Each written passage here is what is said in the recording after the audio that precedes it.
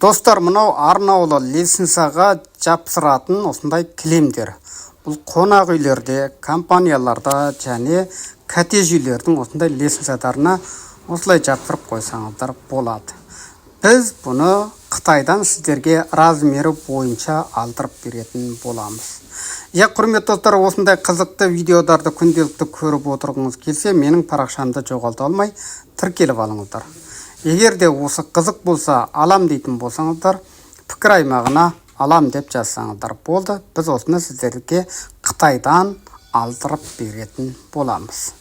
Сау болыңыздар, аман болыңыздар. Видеоны соңына дейін толық көріп шығыңыздар.